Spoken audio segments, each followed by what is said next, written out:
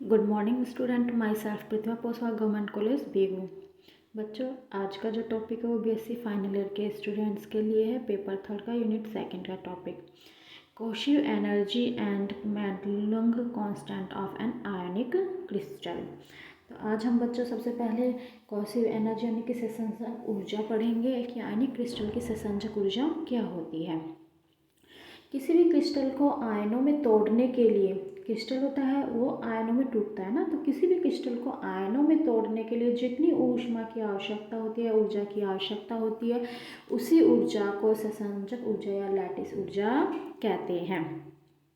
जैसे कोई क्रिस्टल है NaCl, इसको इसके आयनों यानी कि Na+ और Cl- में तोड़ने के लिए जितनी ऊर्जा की आवश्यकता होती है वो उसकी ससंजक ऊर्जा या कॉशी एनर्जी कहलाती है। एक साइंटिस्ट थे बॉर्न, तो वैज्ञानिक बॉर्न ने बताया था कि उनके अनुसार आयनिक क्रिस्टल होते हैं जो धनात्मक और ऋणात्मक आयनों से मिलकर बने हुए होते हैं, जिनके आवेशों में आवेश वितरण गोलीय सममित होता है। जिनके आयनों में उन्होंने बताया था कि कोई भी जो आयनिक क्रिस्टल होता है वो धनायन और ऋण आयनों से मिलकर क्या होता है, बना हुआ होता है, जिससे उस जो आयन है उसमें वो आवेश वितरण क्या रहता है, गोलीय सममित रहता है, समान रूप से फैला हुआ रहता है। जिनके दो आयनों के बीच लगने वाला जो बल होता है वो उनके बीच की दूरी पर निर्भर करता है, दिशा पर नहीं। यानी कि जो भी दो आयन है जैसे Na+ और Cl-, इनके बीच की दूरी पर ये जो इनके बीच में लगने वाला आकर्षण बल डिपेंड करता है, निर्भर करता है, इनकी दिशा पर निर्भर नहीं करता। ये जो बल है ये कूलाम के नियम के अनुसार दिया जाता है। जैसे कूलाम का नियम क्या होता है, K(Q1 Q2 अपॉन R²। तो ये चार्ज Q1 चार्ज Q2 इनके बीच की दूरी R, इसके अनुसार इनका बल का मान होता है। अतः ससंजक ऊर्जा उसके आयनों की विद्युत स्थितीय ऊर्जा होती है, यानी कि उस आयन की जो ससंजक ऊर्जा होती है वो उसकी विद्युत स्थितिज ऊर्जा के बराबर होती है। अब देखते हैं मेडलिंग नियतांक क्या होता है कि मान लीजिए एक एकांतर क्रम में धनात्मक और ऋणात्मक आयनों का एक अनंत व्यू है। इस प्रकार से एकांतर क्रम में मतलब एक दूसरे के एकांतर में लगातार, यानी पहले +Q फिर -Q फिर +Q फिर -Q, तो एकांतर क्रम में है। ये एक अनंत व्यू है जिनमें आवेश +Q और -Q है, और दो क्रमागत विपरीत आवेशों के बीच की दूरी क्या है, r है। दो क्रमागत विपरीत आयनों के बीच की दूरी क्या है, r है। ये इनके बीच की दूरी क्या है, r है। इस प्रकार से तो किसी भी एक आयन को केंद्र मानकर उस आयन की कूलाम स्थितिज ऊर्जा, तो हम एक आयन को केंद्र मान लेते हैं, मान लिया हमने इसको केंद्र मान लिया A, तो इसकी कूलाम स्थितिज ऊर्जा, कूलाम ऊर्जा कैसे ज्ञात करते हैं, अभी बताया मैंने, K(Q1 Q2 अपॉन R²। के का मान क्या होता है, 1/4πε0। तो यानी कि हम कह सकते हैं के का मान क्या होता है, 1/4πε0 Q1 Q2 अपॉन R²। तो हम A से लेकर चलते हैं, तो Q1 +Q, Q2 -Q और इनके बीच की दूरी R। तो ये हो गया पहला Q1 -Q अपॉन R। अब हम पहले इस दिशा में चल रहे हैं, तो जिस तरह से इस दिशा में होंगे उसी तरफ से इस दिशा में, मतलब कि अगर हम एक दिशा के निकाल ले और उसका क्या कर दे, 2 से मल्टीप्लाई कर दे तो पूरे का निकल जाएगा। तो इसलिए हम इस इक्वेशन को किससे, 2 से मल्टीप्लाई कर देते हैं, यानी कि 2 × 1/4πε0 Q -Q upon R plus next हम इसके लिए देखते हैं +Q और +Q, और इनके बीच की दूरी क्या हो गई, 2R। फिर इसी प्रकार से +Q -Q, इनके बीच की दूरी कितनी हो गई, 3R। ऐसे +Q इनके बीच की दूरी कितनी हो गई, 4R। इस प्रकार से हम इसको लिखेंगे तो हो जाएगा Q upon 2R +Q -Q upon 3R फिर +Q अपॉन 4R। इस प्रकार से ये होता है। तो UE, इसका UE है, ये यहाँ पर क्या है, कूलाम स्थितिज ऊर्जा। तो 1/4πε0 2, हम -Q² अपॉन R कॉमन ले लेंगे तो यहाँ पर क्या आएगा, 1, हम -½ + 1/3 और -1/4। ये जो 1 -½ + 1/3 -1/4 plus up to so on है, ये होता है log 2 का मान। तो हम यहाँ पर वैल्यू पुट करेंगे तो UE इक्वल टू हो जाएगा -1/4πε0 2 और इसका मान क्या है log 2, तो log 2 और q स्क्वायर अपॉन 2। तो यहाँ पर जो एनर्जी का विद्युत स्थिति ऊर्जा का मान आएगा वो आएगा u equal to -1/4πε0 alpha q square upon 2। तो यहाँ पर जो अल्फा है इसका मान है 2 log 2। अल्फा का मान क्या है 2 log 2 और ये एक नियतांक है जिसे क्या बोलते हैं मैडलंग नियतांक कहते हैं।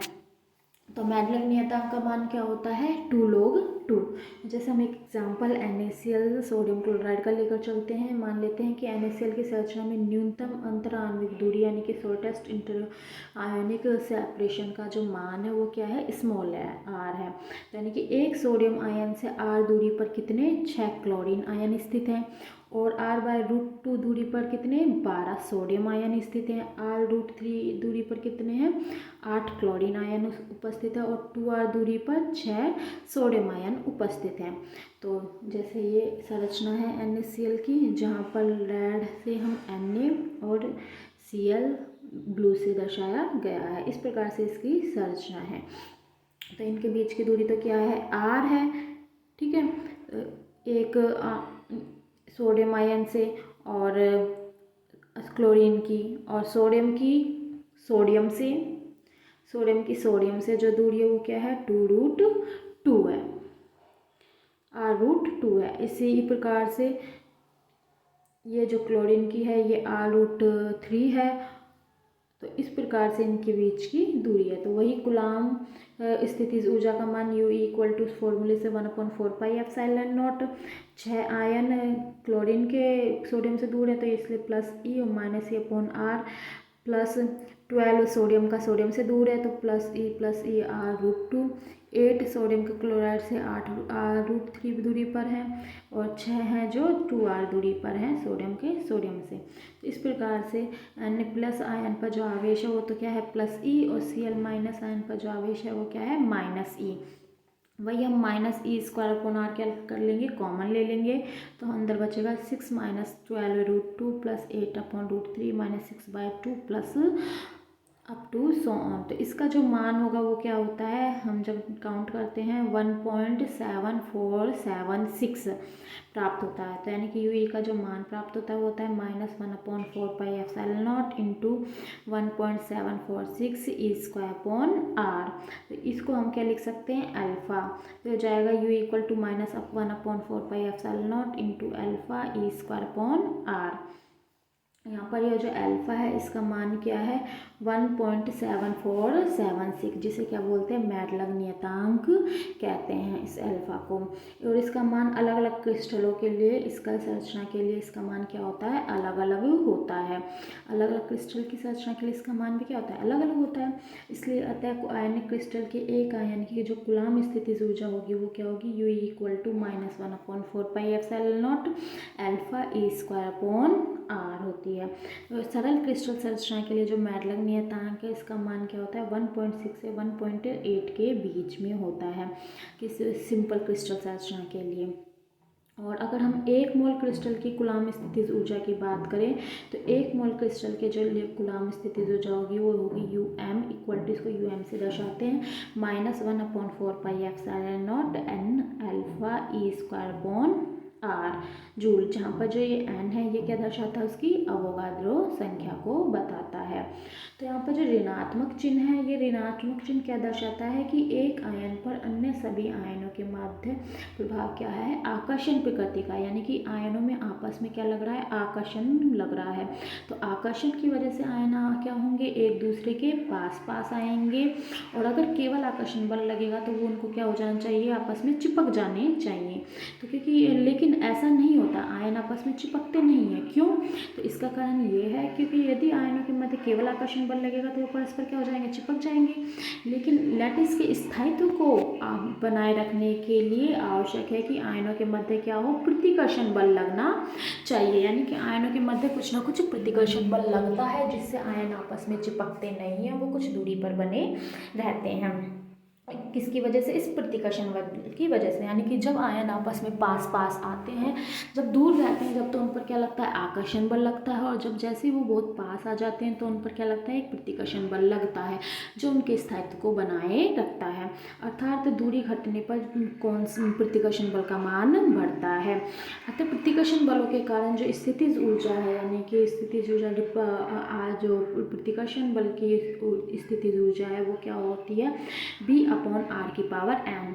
जैसे जैसे r का मान बढ़ता जाता है, प्रतिकर्षण ऊर्जा का मान घटता जाता है। जैसे जैसे r का मान घटता जाता है, प्रतिकर्षण ऊर्जा का मान बढ़ता जाता है। इसलिए अन्य आयनों की उपस्थिति में किसी एक आयन की जो कुल स्थितिज ऊर्जा होगी, यानी कुल ऊर्जा होगी, वो क्या होगी? एक तो कूलाम स्थितिज ऊर्जा यानी कि आकर्षण ऊर्जा प्लस प्रतिकर्षण ऊर्जा के बराबर होगी। यानी कि हम कह सकते हैं अर्थात U इज इक्वल टू होगी UE प्लस U रिपल्सिव, जहाँ पर UE क्या है? कूलाम स्थितिज ऊर्जा है, और U रिपल्सिव क्या है? प्रतिकर्षण ऊर्जा है। तो यहाँ पर U वैल्यू पुट कर देंगे UE और U रिपल्सिव की, तो U इक्वल टू हो जाएगा -1/4πε0 α² प्लस U रिपल्सिव का मान प्लस β/r⁴n। तो यानी कि कुल बंधन ऊर्जा अगर हम निकालें तो बंधन ऊर्जा को किससे दर्शाते हैं? UL। तो UL हो जाएगी N बंधन ऊर्जा को, तो N -α² प्लस β/r⁴n। तो बंधन ऊर्जा का मान प्राप्त हो जाएगा। तो यानी कि हमारे पास एक प्रतिकर्षण ऊर्जा होती है और एक आकर्षण ऊर्जा होती है। तो ये ग्राफ से हम बंधन ऊर्जा, प्रतिकर्षण ऊर्जा और आकर्षण ऊर्जा ग्राफ देखते हैं। इस दिशा में बंधन ऊर्जा है और इस दिशा में दूरी है। दूरी से किस प्रकार से ऊर्जा इफेक्टिव होती है। तो ये जो ऊर्जा है नेगेटिव दिशा में, क्योंकि नेगेटिव हमारा क्या दर्शाता है? आकर्षण को। तो ये जो दिशा है ये आकर्षण को, या हम बोल सकते हैं कूलाम ऊर्जा, कूलाम स्थितिज ऊर्जा को दर्शा रहा है ये वाला ग्राफ, कि जैसे जैसे दूरी घटती जाती है इसका मान बढ़ता जाता है। और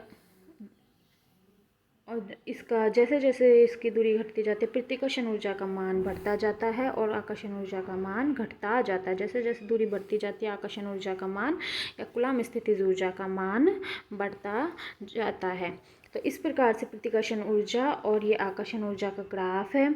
और ये जो है ये इसकी कुल ऊर्जा है, और r = r0 पर इसकी जो ऊर्जा होती है वो मैक्सिमम होती है, और वो आकर्षण ऊर्जा के बराबर होती है।